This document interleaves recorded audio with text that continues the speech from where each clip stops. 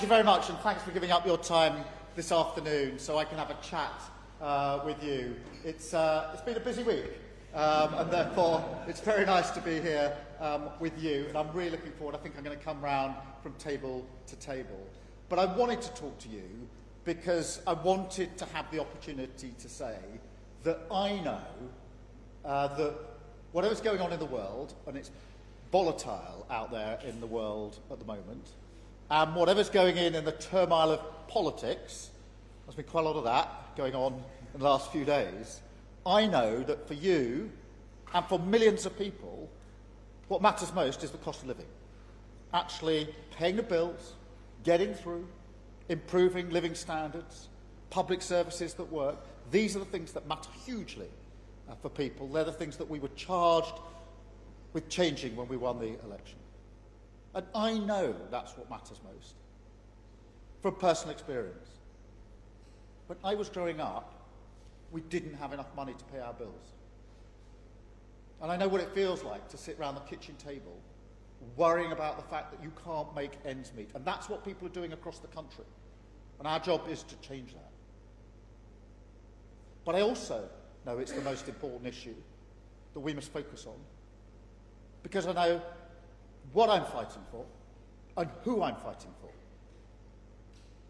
I've got the most working class cabinet in the history of this country sitting around my cabinet table. And I'm really proud of that. Really proud of what they bring to the table.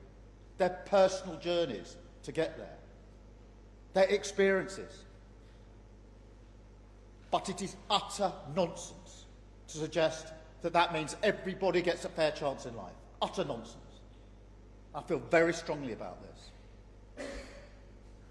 I'm in that cabinet as Prime Minister, having come from a working class background, to be Prime Minister of this country. But that's the exception.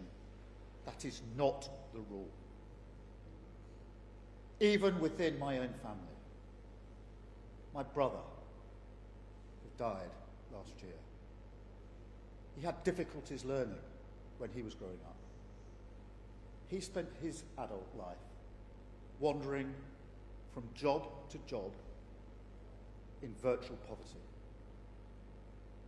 This system, this political system, didn't work for him. And there are millions of people in the same boat. Children in poverty. Young people who don't get the opportunities they deserve. Millions of people held back because of a system that doesn't work for them, who are not given the dignity, the respect, the chance that they deserve. And I'm fighting for them. I am their Prime Minister, and this is their government. And I will never give up on that fight. There are some people in recent days who say the Labour government should have a different fight, a fight with itself, instead of a fight for the millions of people who need us to fight for them. And I say to them, I will never walk away from the mandate I was given to change this country. I will never walk away from the people that I am charged with fighting for. And I will never walk away from the country that I love. And that is the country who I truly believe we are. A compassionate, reasonable, live and let live country. A diverse country where given half the chance we'll help each other out. That is who we are as a country, and I want to serve every single part of that country. The country that I love. But the fight coming up in politics, the real fight, is not in the Labour Party. It's with the right-wing politics that challenges that. The politics of reform. The politics of divide, divide, divide. Grievance, grievance, grievance. That will tear our country apart. That is the fight that we are in. And I will be in that fight as long as I have breath in my body. Thank you so much for listening to me. I'm now looking forward to a nice cup of tea.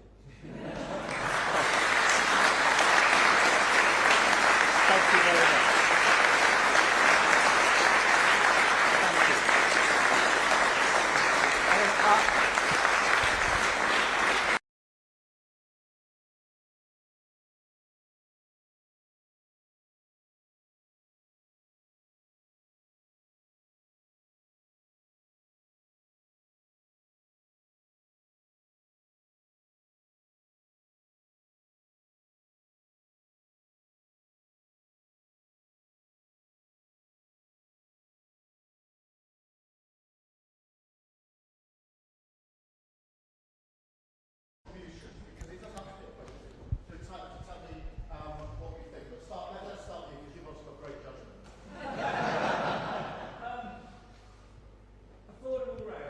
Yeah. We've frozen the rail fares this year. What's next? What's coming forward? Well, so rail, really important, because what we've tried to do is take a number of measures that tackle the cost of living. So measures like energy bills, where we're taking £150 off the bill, free childcare, free school meals, free breakfast clubs. But a lot of people travel, particularly from here, will travel and have season tickets to get to work and back. So what we've done is, for the first time in 30 years, is to freeze rail fares, to keep a cap on them, to make sure that people have more money in their pockets. So that's why we've done what we've done with rail fares. And it's really important these things ladder up. Each one is not a silver bullet, but if you take all of the measures, and of course the minimum wages are going up as well, it means people have more money in their pocket to go back to that central concern of how they make ends meet, how they get on in life. Let's have another question or contribution or comment. Thank you. My question's about energy bills, and this winter I've been pleased to notice that my fuel bill hasn't been as high because it's been damp as it is today, but it hasn't been as cold. So what's the government going to do for us going forward if we have a cold winter ahead next year? Yeah, so really good, because I think for many people, the energy bill is the one at the moment they worry about the most, particularly in the winter period. And so what we're doing is, in April, we're taking £150 off the energy bills for every single household. So £150 off the bill. For those 6 million who are the sort of poorer households in the country, we've already taken 150 off. So for them, there's both elements of this, which is really important. I should say there's another element of this, and that is what's going on internationally, because the conflict in Ukraine doubled your energy bills. So Ukraine isn't some distant conflict where it's a battle between right and wrong, which it is, and we stand with the Ukrainians. It's actually something that comes effectively through your letterbox every month, because the bills have gone up. They're still 40% higher because of the conflict in Ukraine. So the work we're doing internationally to try to get to a just and lasting peace in Ukraine, which is really important in its own right for Ukrainians, for Europe and for us, is also really important for getting our energy bills down. And that'll get it down by a lot more than £150. So both of those need to come together. Is there anything more you would do? Oh, I don't know. But it does worry. I mean, energy bills really worry people, because they then don't turn the heating on, don't turn it up so high. These are all the things that ladder up to people feeling, I'm not getting the deal I should be getting in life. I'm not being able to do what I should be able to do. And it really, really matters to people. Who else has got a question? Yes, sir. The child poverty strategy that came out in the end of 25 is really strong. What my question is that with resources getting really stretched, you know, a housing association calls them a tenant, GP calls them a patient, the school calls them a pupil. They're the same people with the same issues.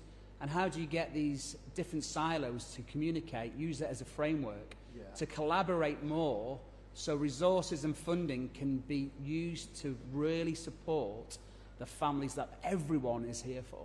Yeah, hugely important, because in all of these issues, but child poverty is an example of there's usually lots of things that need to be dealt with, and they are usually dealt with in slightly different compartments, and we need to bring it together. And doing that, the reason we've got a child poverty strategy is so it can go across the department. So it's not just in one of the silos, it's actually across all the departments. And it all comes together because there's a two-child benefit limit which has dragged hundreds of thousands of children into poverty under the last government, for which they should never be forgiven, frankly. But at the same time, there's the work that needs to be done to ensure that people get more money in their pocket through wages that actually reflect the job that they're doing, wages that their minimum wages are rising. There's the work that needs to be done on free school meals, which we're rolling out to a much greater extent, free breakfast clubs. And but that's not just about money, that is also about giving children a chance. Because if you arrive at school with no breakfast, you're not going to learn very much. Whereas if you go to a breakfast club, get something to eat, you can have a better chance. And so that child won't be held back.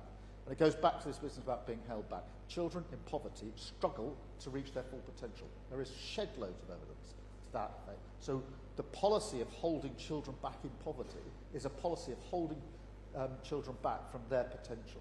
And it is, a myth to suggest that people can go as far as their talent will take them. You can't go as far as your talent will take you if you're growing up in poverty. And that's why it is about money, but it's about who we are, what we believe in, and who we're fighting for.